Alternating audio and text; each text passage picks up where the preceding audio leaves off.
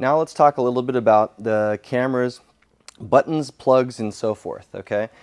This model right here is the Lura 85, as you can see right here. You'll notice that because real estate is limited on these cameras, they tend to put things kind of hidden. The first thing we'll notice is that inside of this compartment right here, you have a couple important jacks. The red one being the mic jack, the yellow one being an AV out or in. That's if you want to bring in a video signal from a TV or out to a TV. And this jack can also be used as a headphones. And if you can see it briefly there, there's actually a little headphone symbol there, okay? Below that, you'll notice that there is a DV in plug. This is where you'll connect the camera when you want to actually get it out to your computer with a FireWire cable, and that'll be every time you want to get footage in or out of the camera. And below that, this camera actually has a USB connection, although I don't support that in class. Other important ports to find would be the power source. You'll notice how on this one says DC in, okay? That's essentially where you plug the camera to be charged, all right? Again, whenever you're putting these away, you want to make sure that the little red light is blinking, telling you that the camera is actually being charged and not just being left there uncharged for somebody else to pick up and find. Okay, let's start by turning the camera on. You'll notice that basically this camera can be turned on to camera mode or VCR mode, okay? The camera has multiple functions, and because there's not a limited amount of screen space, you can use, a lot of the buttons have multiple functions, okay? So we're going to go ahead and put this into camera mode, just like that, and now the camera is turned on, all right? Let's talk a little bit about the viewfinder. Viewfinder is your most accurate way of looking at objects. It extends out if you need it to, and also can have a little focus adjustment underneath. That's kind of hard to see, but is down there as well. Okay, and you'll notice also that if you want to check something else too, you can use the LCD screen. Okay, and the LCD screen can be twisted or turned depending on whether you're looking down on the camera or up on the camera. Just note that when you use the LCD screen, it does chew up more battery. So if you're ever running out of battery and you need to get those shots, go ahead and close that and you'll save yourself some battery life. All right. Now, as I mentioned before, in camera mode, all the buttons on here serve as a camera, okay? The main button being this record button right here, right? When I go ahead and hit the record button, as you'll see, you'll notice that on the screen it says REC, it's recording, okay?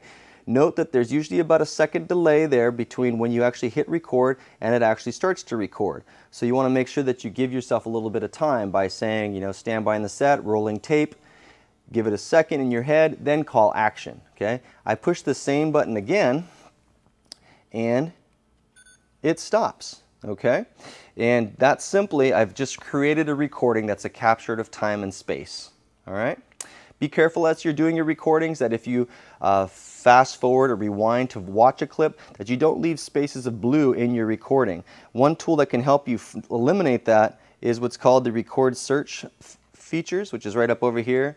Record search, obviously fast forward or rewind will help you locate the heads and tails of your different clips. Okay? Now, another big feature that's within a lot of these cameras is most folks as consumers, they just like to have the camera always in auto mode. And when I open up my camera, I can tell instantly whether this camera is in auto mode. And that's this big green rectangle that's right up here. Okay? That green rectangle tells me that now the camera is going to be in auto iris, auto focus, and auto white balance. Now, for a lot of occasions, that'll be fine, but sometimes when you really want precise control, you know manual is the way to go. So how do I put the camera into manual mode? Because if I don't, I'm not going to be able to control any of these features. On this camera, there is a easy button and a P, okay? The P stands for performance, okay? So if I just switch that over, now the green box goes away, and now I have manual control of this actual camera. You can see it's looking into my hand. So let's go ahead and play around with our exposure, okay? On this camera on the inside, you'll notice there's lots of different buttons, and as I mentioned before, buttons have multiple functions. There is one that says EXP and search, all right? When I go ahead and say EXP, okay, that's short for exposure or iris control or auto iris, and you see I get this E-lock button, okay? And you can see that right now it's set to plus or minus 0, all right? Now, whenever I'm using these buttons, I tell it what I want to use, in this case exposure, and then I go and find this little toggle switch, okay? You can push this up and down, and as I push it up and down, you'll notice it's actually controlling the size of my, or the amount of light that's coming into the camera. There's my f-stop, okay?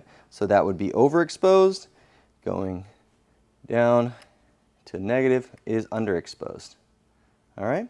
Focus works the same way, all right? I find the button that says focus, in this case it's right here, push the button, okay?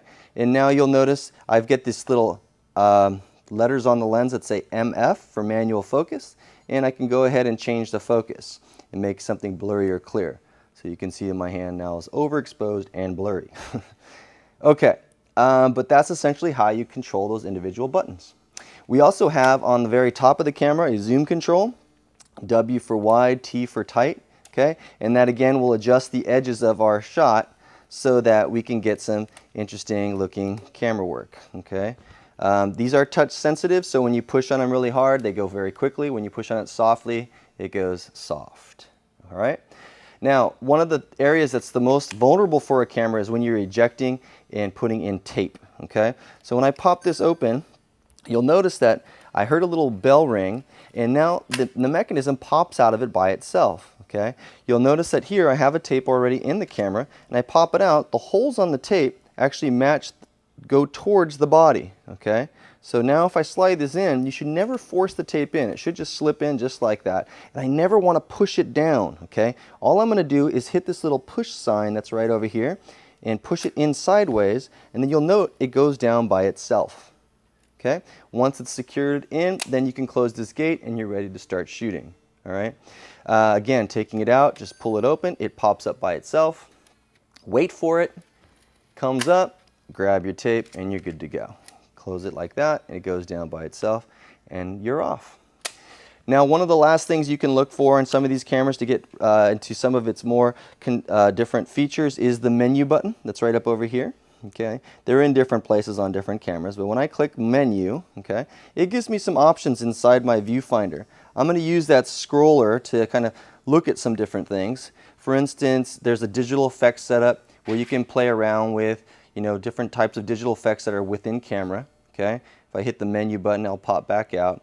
I can go to camera setup to do some different things like image stable, white balance, and so forth, which again are more advanced features, but as you get better, you might want to play with. Okay. Also, you can see there is a VCR setup. This is very important because there's that AV phones piece, right? If I want to have my sound pushed out through that yellow jack to my headphones, I have to tell the camera that I want the phones to be selected here. Okay? I'll hit return. Audio disc setup, you can also control what types of audio modes you're recording in, 16-bit versus 12-bit. There's also the volumes of the headphones right here, which is kind of hidden, but you need to find that sometimes. Display setup is very important when you're thinking about pushing out either a date and time stamp, which will ruin a particular shot if you have the date and time stamped onto the actual image. That literally takes that and puts it on every frame that you shoot. Looks terrible, so you always want to make sure that's off on your cameras. And here are just some other controls with systems and beepings. Nothing that you really ever need to use too much, but it's good just to look through your menu to see what features are available to you. Okay? And that, ladies and gentlemen, is a camera demo. You've got the basics now to do some manual control and use these advanced features.